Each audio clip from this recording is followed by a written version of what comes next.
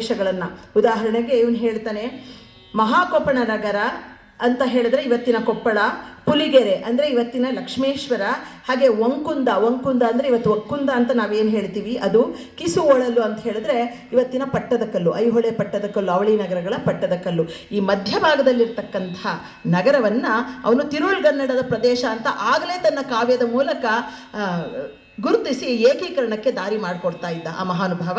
ಹಾಗೆ ಕನ್ನಡಿಗರ ಬಗ್ಗೆ ಏನು ಹೇಳ್ತಾನೆ ಶ್ರೀ ವಿಜಯ ಅನ್ನೋದನ್ನು ವಾಚನದಲ್ಲಿ ನೋಡೋಣ.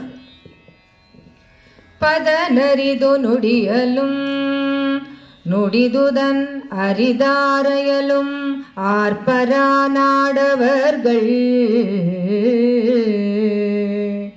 ಪದ ನರಿದು ನುಡಿಯಲುಂ ನುಡಿದುದನ್ ಅರಿದಾರಯಲುಂ ಆರ್ಪರ ನಾಡವರ್ಗಳ್. ಚದುರ ನಿಜದಿಂ ಕುರಿತೋದದೆಯುಂ ಕಾವ್ಯ ಪ್ರಯೋಗ ಪರಿಣತಮತಿಗಳ್.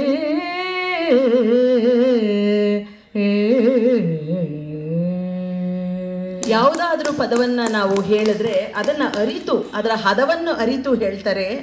ಅಷ್ಟೇ ಅಲ್ಲದೆ ಅವರು ಏನು ನುಡಿತಾರೆ ಅದನ್ನು ವಿಸ್ತಾರವಾಗಿ ಅದರ ಅರ್ಥವನ್ನು ತಿಳಿದಿರ್ತಾರೆ ಇವರು.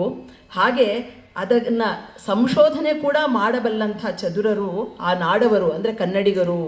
ಮತ್ತು ಹೇಳ್ತಾರೆ, ಕುರಿತೋದದೆಯುಂ ಅಂದರೆ ಉದ್ದೇಶಪೂರ್ವಕವಾಗಿ ಯಾವುದೇ ಶಾಸ್ತ್ರವನ್ನು ಓದಿಲ್ಲದೇ ಇದ್ದರೂ ಸಹ, ಯಾವುದನ್ನು ಅಧ್ಯಯನ ಮಾಡದೇ ಇದ್ದರೂ ಸಹ ಕಾವ್ಯ ಪ್ರಯೋಗ ಪರಿಣಿತ ಮತಿಗಳ್, ಕಾವ್ಯವನ್ನು ಪ್ರಯೋಗ ಮಾಡುವಂಥ ಚದುರರು, ನಿಷ್ಣಾತರು, ಚಾಣಾಕ್ಷರು ಅಂತ ಹೇಳಿ ಕನ್ನಡಿಗರನ್ನು 850 ಕ್ರಿಸ್ತಶಕ 850ರಲ್ಲೇ ಹೊಗಳುವಂಥ ನಿಷ್ಠಮತಿ ನಮ್ಮ ಕವಿ ಶ್ರೀ ವಿಜಯ. ನಮಸ್ಕಾರ.